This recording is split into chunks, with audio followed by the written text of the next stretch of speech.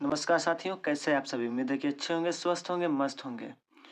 अध्याय 1 रसायन विज्ञान, जिसमें रिएक्शन और पेपर में पूछा ही पूछा जाता है। वो 100% पूछा जाएगा 4 से या 5 नंबर में। तो आप जो है इस वीडियो को देखिए, इसमें कम से कम हम 22 जो है लेकर आए हैं। 22 जो है इसमें रासायनिक समीकरण है और वो संतुलित मिलेगा आपको, ठीक है। उसके बाद से नेक्स्ट एक और वीडियो आएगा जिसमें और भी रासायनिक समीकरण होंगे। तो आप जो है केवल इस वीडियो को देखिए और इतना केवल रट लीजिए और हमारी पूरी गारंटी है कि आपके पेपर में जो है बिल्कुल फंस जाएगा और बोर्ड एग्जाम में आपका बहुत काफ़ी बेहतरीन को इसमें से जो है प्रश्न पूछे जाएंगे, ठीक है। तो चलिए क्वेश्चन देखते हैं। सबसे पहला कर आया रसायन नाइट्रोजन हाइड्रोजन गैस से क्रिया करके जो है अमोनिया गैस बनाता है। देखिए तो क्या कर रहा है, नाइट्रोजन यानी कि N2 जो किसके साथ अभिक्रिया करके कर हाइड्रोजन गैस के साथ अभिक्रिया करके, तो हाइड्रोजन गैस के साथ अभिक्रिया करके क्या बनाता है, ये बनाता है आपका अमोनिया यानी कि NH3 बनाता है। अब ये समीकरण संतुलित नहीं है तो इसलिए हम क्या करेंगे, इसमें जो है इसमें हम 3 से गुणा करेंगे और इसमें हम 2 से गुणा करेंगे। तो इस तरह से जो ये समीकरण क्या हो जाएगा, संतुलित हो जाएगा, ठीक है। चलिए दूसरा क्वेश्चन है, हाइड्रोजन सल्फाइड गैस को वायु में दहन होने पर जल एवं सल्फर डाइऑक्साइड बनाता है। तो देखिए हाइड्रोजन जो है सल्फाइड गैस का वायु में, तो हाइड्रोजन सल्फाइड लिखिए। तो हाइड्रोजन सल्फाइड मतलब H2S हो जाएगा। उसके बाद से सल्फाइड गैस का वायु में, यानी वायु मतलब ऑक्सीजन की उपस्थिति में जब अभिक्रिया करता है तो क्या बनता है, ये कर है जल एवं सल्फर डाइऑक्साइड यानी कि सल्फर डाइऑक्साइड। अब ये जो है अभिक्रिया जो है संपन्न नहीं है, यानी अभिक्रिया नहीं संतुलित नहीं है, इसलिए इसमें हम 2 से गुणा करेंगे। उसके साथ साथ जो है इसमें हम 3 से करेंगे और उसके बाद से 3 3 3 3 इसमें आपको 2 से करना होगा और इसमें जो है आपको 2 से करना होगा। इस तरह से ये रासायनिक समीकरण जो है क्या हो जाएगा, संतुलित हो जाएगा, ठीक है। आगे है कि एल्यूमिनियम सल्फेट के साथ, तो एल्यूमिनियम सल्फेट लिखिए। एल्यूमिनियम सल्फेट का सूत्र क्या होता है, Al2SO4 का थ्वायस। उसके साथ क्या कर रहा है, बेरियम क्लोराइड। तो बेरियम क्लोराइड का क्या होता है सूत्र, BaCl2। जब ये अभिक्रिया करता है तो एल्युमिनियम क्लोराइड बनाता है। तो बनाइए एल्युमिनियम क्लोराइड, ये हो जाएगा। उसके साथ क्या कर रहा है, फिर बेरियम सल्फेट बनता है। बेरियम सल्फेट मतलब BaSO4। अब देखिए ये समीकरण जो है संतुलित नहीं है, तो संतुलित करने के लिए क्या क्या करना पड़ेगा आपको।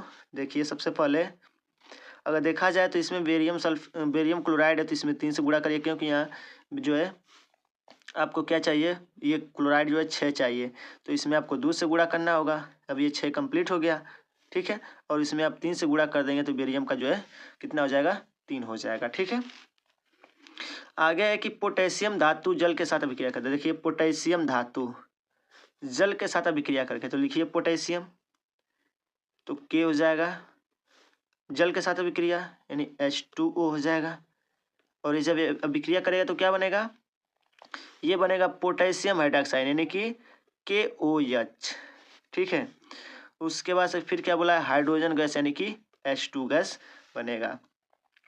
अगर अब ये देखा जाए तो ये संतुलित नहीं है, क्योंकि यहाँ जो है हाइड्रोजन 2 है, यहाँ भी हाइड्रोजन 2 है, ऑक्सीजन यहाँ पे 1 है, यहाँ ऑक्सीजन 1 है, और यहाँ पोटेशियम 1 है, पोटेशियम 1 है, ठीक है। लेकिन ये ऐसे नहीं होगा, इसमें आपको 2 से गुणा करना होगा और इसमें भी 2 से गुणा करना होगा, तब जाके ये आपका संतुलित होगा। अब देखिए ये आपको बिल्कुल क्या हो गया, संतुलित हो गया। पांचवा देखिए बेरियम क्लोराइड, जल में बेरियम क्लोराइड सोडियम सल्फेट के विलयन से अभिक्रिया करके सोडियम क्लोराइड। तो सबसे पहले बेरियम क्लोराइड लिखिए। Barium chloride,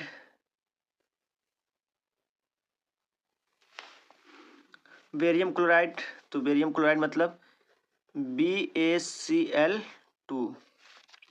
sodium sulphate, sodium sulphate मतलब Na2SO4। अब जब ये अभिक्रिया करता है तो क्या बनता है, सोडियम क्लोराइड का विलयन, तो सोडियम क्लोराइड NaCl। उसके बाद से अघुलनशील यानी कि जो घुलेगा नहीं, क्या नहीं घुलेगा, बेरियम सल्फेट, तो बेरियम सल्फेट का क्या होता है BaSO4। देखिए ये जो भी है आपको ये रासायनिक सूत्र याद होने चाहिए, तभी जो रासायनिक अभिक्रियाएं भी आपसे कंप्लीट हो पाएंगी, अन्यथा नहीं हो पाएगी। ठीक है, बेरियम क्लोराइड हो गया। फिर कह रहा है सोडियम सल्फेट के साथ अभिक्रिया करके क्या बनाता है, सोडियम क्लोराइड और अघुलनशील बेरियम सल्फेट का उत्क्षेप बनता है। ठीक है, अब देखेंगे क्लियर है नहीं है। यहाँ सोडियम 2 है, यहाँ सोडियम 1 है, इसमें 2 से गुणा कर दीजिए। अब यहाँ क्लोरीन 2 हो गया, यहाँ भी 2 हो गया। BS इस तरह से कर सकते हैं, ये क्या हो गया, अभिक्रिया संपन्न हो गया। ठीक है, छठवां देखिए फिर आगे क्या बोला है, कह रहा है सोडियम हाइड्रोक्साइड। सोडियम हाइड्रोक्साइड का सूत्र क्या होता है NaOH। सोडियम हाइड्रोक्साइड का विलयन जल में हाइड्रोक्लोरिक अम्ल के विलयन, तो हाइड्रोक्लोरिक यानी कि HCl, जब इनको आपस में विक्रिया कराया जाता है तो क्या बनता है, आप कहेंगे ये बनता है NaCl प्लस में एक और क्या बनता है H2O यानी कि जल बनता है। ठीक है, क्या बनता है, जल बनता है। तो अब ये देखिए अभिक्रिया कंप्लीट है, NaOH आज हाइड्रोजन यहाँ पे 2 है, यहाँ भी हाइड्रोजन 2 है। ठीक है, तो इसमें कुछ करने की आवश्यकता नहीं है, ये अभिक्रिया क्या है, संपन्न है, क्लियर है। ठीक है, चलिए अब आगे जो है आपका कौन सा है, आगे है कि कैल्शियम कार्बोनेट।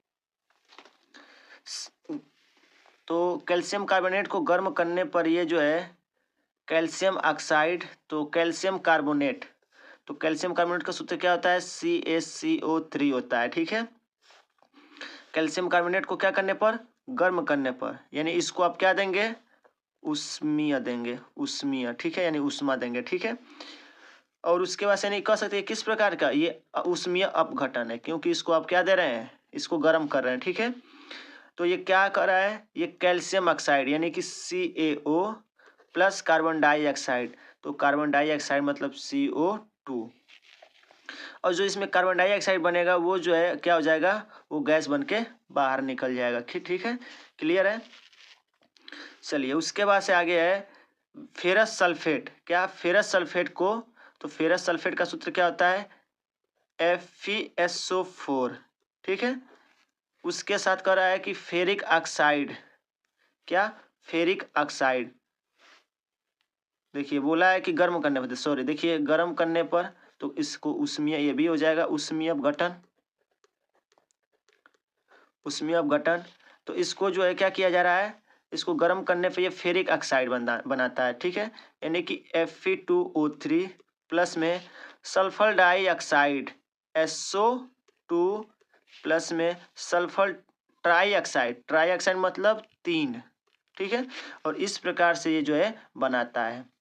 केवल आप अभिक्रियाओं को देखिए और केवल रट लीजिए, उम्मीद है कि एकदम बिल्कुल पेपर में आपसे पूछा जाएगा। ठीक है, आगे है 9वां सिल्वर नाइट्रेट। क्या है आगे, सिल्वर नाइट्रेट। सिल्वर नाइट्रेट का सूत्र क्या होता है AgNO3। क्या होता है AgNO3।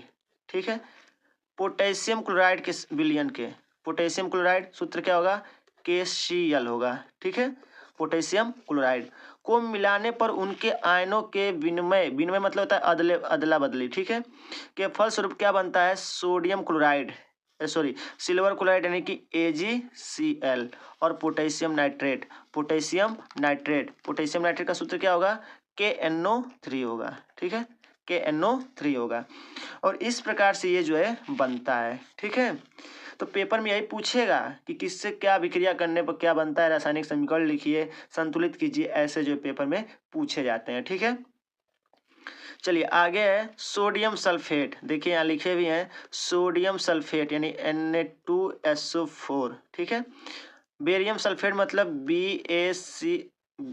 क्लोराइड है BaCl2। जब अभिक्रिया ये करता है तो क्या बनता है, कर इनके आयनों के विनिमय से, यानी विनिमय अदला बदली से बेरियम सल्फेट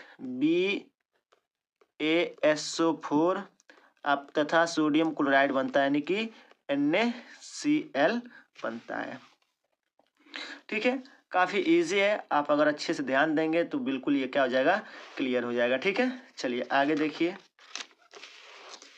और एक बार ज़रूर आप मॉडल पेपर उठाइएगा और देखिएगा पूरा का पूरा इसी में से जो है जितना हम बता रहे हैं उसी में से जो है पेपर में फंसा हुआ है। ठीक है, आगे जिंक चूर्ण को क्या कर रहा है, जिंक चूर्ण को।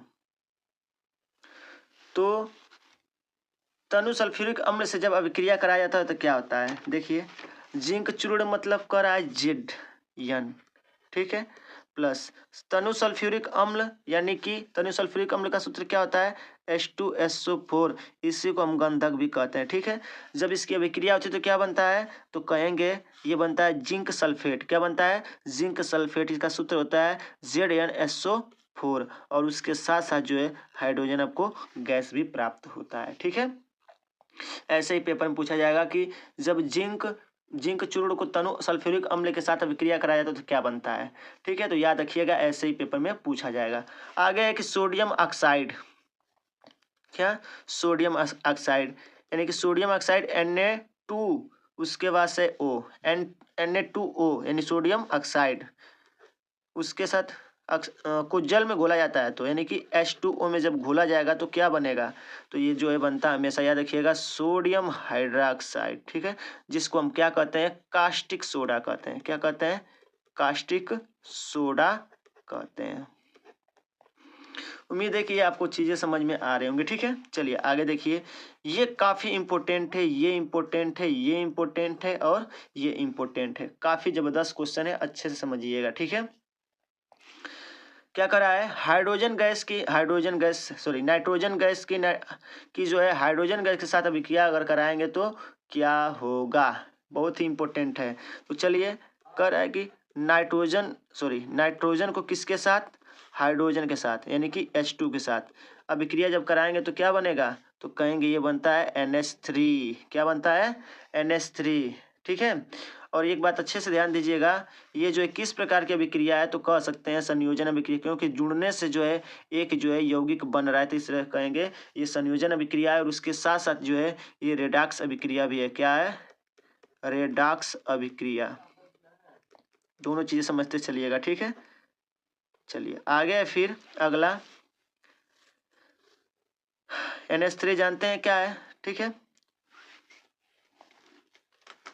NH3 अमोनियम है तो अमोनियम बनता है, ठीक है। आगे है सोडियम हाइड्रोक्साइड। सोडियम हाइड्रोक्साइड का सूत्र क्या होता है, NaOH। फिर क्या कर रहा है कि एसिटिक अम्ल के साथ अभिक्रिया, एसिटिक अम्ल का सूत्र क्या होता है, CH3COOH होता है, ठीक है, एसिटिक अम्ल का सूत्र होता है। अगर इसकी अभिक्रिया कराएंगे तो क्या बनेगा, काफी जबरदस्त और काफी इंपॉर्टेंट है, ध्यान दीजिएगा, ठीक है। ये CH3COONA, इसको क्या पढ़ा जाता है, तो इसको पढ़ा जाता है सोडियम एथोनोइट। क्या पढ़ा जाता है इसको, सोडियम एथोनोइट पढ़ा जाता है, ठीक है, सोडियम एथोनोइट, ध्यान से समझिएगा, सोडियम एथोनोइट पढ़ा जाता है प्लस में। और क्या बनता है, जल बनता है। क्या बनता है, जल बनता है। अगर ये देखा जाए तो ये किस प्रकार की अभिक्रिया है, तो ये कहेंगे हम लोग उदासीनीकरण अभिक्रिया है। क्या है, उदासीनीकरण, और उसके साथ द्विविस्थापन भी अभिक्रिया है, ठीक है। चलिए आगे एथेनॉल। एथेनॉल का सूत्र क्या होता है, एथेनॉल का सूत्र होता है C2H5OL, इसी को एल्कोहल भी बोलते हैं, ठीक है।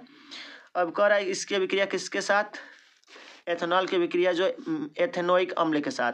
एथेनोइक अम्ल का सूत्र क्या होता है, CH3COOH, ये होता है एथेनोइक अम्ल का सूत्र। जब इसकी अभिक्रिया कराई जाती है तो क्या बनता है, तो ये बनता है आपका CH3COONA, ठीक है, सॉरी, CH3COOC2H5 अब प्लस में क्या बनता है, ये जल भी बनता है, ठीक है। केवल इतने को अच्छे से ध्यान दीजिएगा, बस, और कुछ नहीं है, ठीक है। और ये किस प्रकार की अभिक्रिया है, तो कहेंगे ये विस्थापन अभिक्रिया। क्या है, ये जो है आपका क्या है, सॉरी, द्विविस्थापन अभिक्रिया। क्या है ये, द्विविस्थापन अभिक्रिया है, ठीक है। चलिए आगे है एथिन की वायु की उपस्थिति में, एथिन का सूत्र होता है C2H4, इसको एथिन बोलते हैं, ठीक है। कह रहा है किसकी उपस्थिति में, वायु की उपस्थिति में, यानी कि ऑक्सीजन की उपस्थिति में जब इसकी अभिक्रिया कराई जाती है तो क्या बनती है, तो कह रहा है कि ये कार्बन डाइऑक्साइड प्लस में जल बनता है। अब हम देखेंगे क्या यह अभिक्रिया कंप्लीट है, तो यह अभिक्रिया जो है कंप्लीट नहीं है, क्योंकि यहाँ कार्बन 1 है, यहाँ कार्बन 2 है, इसलिए हमको इसमें 2 से गुणा करना पड़ेगा। ठीक है, और यहाँ पे हाइड्रोजन 2 है और हाइड्रोजन 4 है, तो इसमें भी हमको 2 से गुणा करना पड़ेगा। ठीक है, उसके बाद से अब ये ऑक्सीजन यहाँ पे 2 4 हो गया, यहाँ ऑक्सीजन 2 है 4 हो गया, यानी टोटल मिला के कितना हो गया, 8 हो जाएगा ना। तो कह सकते हैं जब नहीं सॉरी यहाँ देखिए 2 हो जाएगा, यहाँ 2 यानी 4 होगा, इसलिए हमको इसमें 2 से गुणा करना पड़ेगा। ये अभिक्रिया क्या हो गया, संपन्न हो गया। ठीक है, देखिए ये भी इम्पोर्टेंट है, ध्यान दीजिएगा। कह रहा है थर्मिट अभिक्रिया। थर्मिट अभिक्रिया से क्या होता है, ये जो है जो रेल की पटरियों के जो पुर्जे होते हैं, जो बीच बीच में फाके होते हैं, उनको भरने के लिए जो है थर्मिट अभिक्रिया का प्रयोग किया जाता है। ठीक है, थोड़ा समझिएगा। थर्मिट अभिक्रिया में कह रहा है आयरन थर्ड ऑक्साइड एल्युमिनियम से जब अभिक्रिया कराया जाता है। ठीक है, तो देखिए क्या कर रहा है, आयरन थर्ड ऑक्साइड यानी कि Fe2O3, ध्यान दीजिएगा, Fe2 यानी आयरन थर्ड ऑक्साइड के साथ अभिक्रिया कराने पर एल्युमिनियम से कराया जा रहा है। किसके साथ, एल्युमिनियम के साथ। तो जब एल्युमिनियम के साथ इसकी अभिक्रिया कराई जाती है तो ये क्या बनता है, ये बनता है लोहा, अब प्लस में क्या बनता है, ये बनता है एल्युमिनियम ऑक्साइड बनता है। क्या बनता है, एल्युमिनियम ऑक्साइड बनता है। काफ़ी ये जबरदस्त क्वेश्चन है, ध्यान दीजिएगा। यहाँ लोहा दो एक है, यहाँ पे लोहा 2 है, इसलिए हमको इसमें 2 से गुणा करना पड़ेगा। ठीक है, अच्छा एल्युमिनियम यहाँ देखिए 1 है, एल्युमिनियम जो है 2 है, इसमें 2 से गुणा कर देंगे तो ये हमारी अभिक्रिया क्या हो जाएगी, क्लियर हो जाएगी। ठीक है, आगे देखिए ये भी इम्पोर्टेंट है, ये तो ईजी है। मैग्नीशियम रिबन को, मैग्नीशियम रिबन मतलब Mg, और किसकी उपस्थिति में, नाइट्रोजन की उपस्थिति में। किसकी उपस्थिति में, नाइट्रोजन की उपस्थिति में, तो नाइट्रोजन मतलब N2। तो जब इसकी अभिक्रिया कराई जाती है तो क्या बनता है, तो जब इसकी अभिक्रिया कराते हैं तो ये बनता है Mg3N2 बनता है। ठीक है, क्या बनता है, तो देखिए ये वाला थोड़ा समझ लीजिएगा। Fe2O3 plus Al2 plus Fe plus Al2 ये किस प्रकार की अभिक्रिया, तो ये विस्थापन अभिक्रिया है। क्या है, विस्थापन अभिक्रिया, ये विस्थापन अभिक्रिया।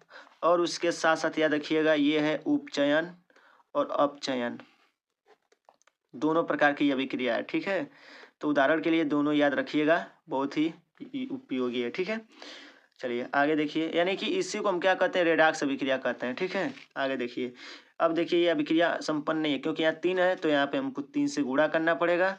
उसके बाद से नाइट्रोजन 2 है, नाइट्रोजन यहाँ क्लियर है। ठीक है, अब देखिए ये जो है संयोजन अभिक्रिया है। क्या है, संयोजन अभिक्रिया है। उसके साथ साथ और इसमें एक है, वो कौन सी, रेडॉक्स अभिक्रिया। क्या है, रेडॉक्स अभिक्रिया, क्योंकि आप देख रहे हैं कि इसमें अपचयन भी हो रहा है और उपचयन भी हो रहा है। ठीक है, तो ये किस प्रकार की अभिक्रिया हो जाएगी, कह सकते हैं हम लोग कि इसमें जो है ये रेडॉक्स अभिक्रिया हो जाएगी। ठीक है, अगला है कि एथेनॉल को वायु की उपस्थिति में, किसके साथ, एथेनॉल को वायु की उपस्थिति में, ये इंपोर्टेंट है। अब ये एथेनॉल का सूत्र बताएं, C2H5OH, वायु की उपस्थिति में यानी कि O2 की उपस्थिति में।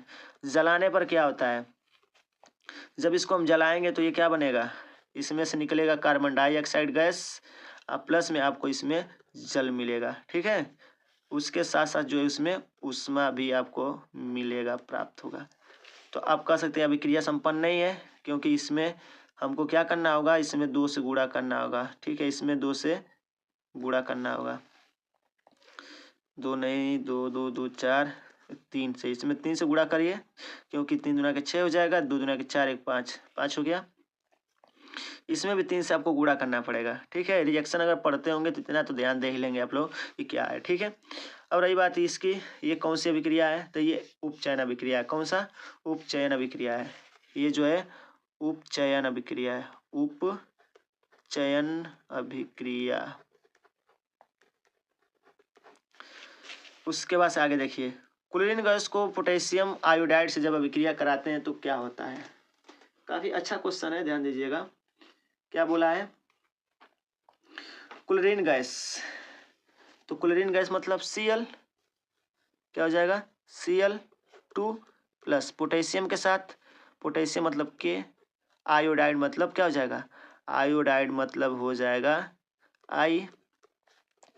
जब इसकी अभिक्रिया कराते हैं तो क्या होता है, जब इसकी अभिक्रिया कराएंगे तो ये बनेगा KCl, KCl बनेगा, यानी कि देखिए 2 भाग है, क्योंकि क्लोरीन 2 भाग है, यहाँ भी 2 भाग है, इसलिए 2 से पहले ही गुणा हो गया है। अब बचा कौन सा, आयोडाइड बचा, तो आयोडाइड का मतलब 2 हो जाएगा, ठीक है।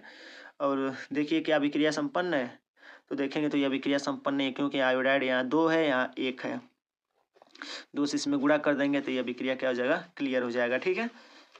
अच्छा चलिए एक और बात जान लीजिए, ये किस प्रकार की अभिक्रिया है, ये विस्थापन अभिक्रिया है। कौन सी, विस्थापन अभिक्रिया,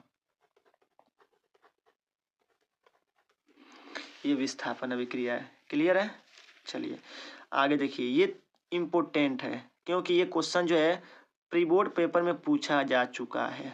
तो जब प्री बोर्ड में पूछा जा चुका है तो याद रखिएगा पेपर में एग्जाम में भी ये क्वेश्चन पूछ सकता है, ठीक है। काफ़ी इंपॉर्टेंट क्वेश्चन है, ध्यान दीजिएगा। कह रहा है लेड नाइट्रेट को गर्म करने पर क्या होता है, लेड नाइट्रेट को गर्म करने पर क्या होता है। तो पहले तो ये जानते हैं लेड नाइट्रेट का सूत्र क्या होता है, ये होता है Pb, क्योंकि लेड को Pb कहते हैं, नाइट्रेट कह रहा है तो कहेंगे NO3 का ट्वायस को गर्म करने पर, यानी कि सॉरी अभिक्रिया का चिन्ह, तो गर्म मतलब इसको उष्मीय दे रहे हैं हम, ये उष्मीय अपघटन होगा, ठीक है। जब इसको गर्म करेंगे तो ये किस में टूटेगा, ध्यान दीजिए बहुत इंपॉर्टेंट है, ये टूटता है lead oxide PbO plus nitrogen dioxide plus oxygen, ये तीनों में टूटता है, बहुत इंपॉर्टेंट है। थोड़ा देखिए क्या क्लियर है, क्या क्लियर नहीं लग रहा है अभिक्रिया, ठीक है, अभिक्रिया क्लियर नहीं, इसलिए हमको इसमें 2 से गुणा करना होगा, तो इसमें भी हमको 2 से गुणा करना होगा और इसमें हमको 4 से गुणा करना होगा, और ये जाके अभिक्रिया क्या हो जाएगी, संपन्न हो जाएगी, ठीक है। चलिए आगे देखिए, एथेनोइक अम्ल, एथेनोइक अम्ल का सूत्र अभी हम बताएं आपको, क्या होता है CH3COOH, सोडियम कार्बोनेट से अभिक्रिया करता है, सोडियम कार्बोनेट से अभिक्रिया करेगा तो क्या होगा, यानी कि सोडियम कार्बोनेट का सूत्र Na2CO3। ध्यान दीजिएगा पूछता है कि क्या होता है, ठीक है। तो लेड ये हो गया ना, एथेनोइक अम्ल की सोडियम कार्बोनेट से अभिक्रिया, तो एथेनोइक का सूत्र ये है, सोडियम कार्बोनेट का सूत्र ये है। जब ये अभिक्रिया करता है तो क्या बनाता है, ये सोडियम जो है एथेनोइड बनाता है, जल प्लस कार्बन डाइऑक्साइड बनाता है। तो आप कह सकते हैं इसका अगर देखा जाए, यहाँ पे रिएक्शन में यहाँ पे दिखा रहे हैं इसका CH3, अभी सूत्र बताएं याद रखिएगा, ठीक है। सोडियम एथेनोइट, इसको कहते हैं सोडियम एथेनोइट, ठीक है। अब प्लस क्या बनता है, और इसके साथ साथ जल बनता है, अब प्लस में कार्बन डाइऑक्साइड गैस भी बनता है, ठीक है। आगे देखिए लास्ट 22वां है, जिंक की सिल्वर नाइट्रेट से अभिक्रिया, ये इंपॉर्टेंट है, ध्यान दीजिएगा, ठीक है, मोस्ट इंपॉर्टेंट है, ठीक है। जिंक सिल्वर, तो जिंक Zn, सिल्वर नाइट्रेट मतलब AgNO3, ठीक है। अभिक्रिया जब करेगा तो क्या बनेगा, तो ये बनाएगा जिंक नाइट्रेट, जिंक नाइट्रेट यानी NO3 का ट्वायस, अब प्लस में और क्या बनता है Ag। अब देखिए क्या अभिक्रिया संपन्न है, नहीं, Ag हमको 2 भाग है, नाइट्रो यहाँ देखिए 2 है, इसलिए हमको इसमें 2 से गुणा करना होगा। अब देखिए पूरे का पावर होल ट्वाइस हो जाएगा, जिंक आपका 2 भाग हो गया, जिंक यहाँ 1 भाग है, देखिए यहाँ 1 भाग, यहाँ 1 भाग, यहाँ लेकिन Ag यानी सिल्वर 2 भाग है, तो इसमें भी 2 से गुणा करना पड़ेगा, ठीक है। तो साथियों अभी आज प्रयास किए हैं कि वीडियो कंप्लीट कर ले एक ही वीडियो में, लेकिन थोड़ा लॉन्ग वीडियो हो जा रहा है, जिसकी वजह से हम जो एक और वीडियो लेकर आएंगे रिएक्शन का, केवल रिएक्शन का लेकर आएंगे, ठीक है। अभिक्रिया करने पर क्या होता है, तो आपका जो भी है 4 नंबर 5 नंबर का पेपर में आपका काम बिल्कुल स्पष्ट रूप से हो जाएगा, ठीक है। थोड़ा लॉन्ग वीडियो है, ठीक है।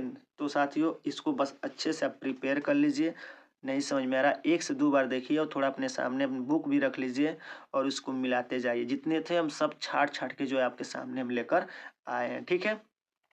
तो चलिए दोस्तों, हम मिलेंगे अपने नेक्स्ट वीडियो में ऐसे ही बेहतरीन वीडियो के साथ।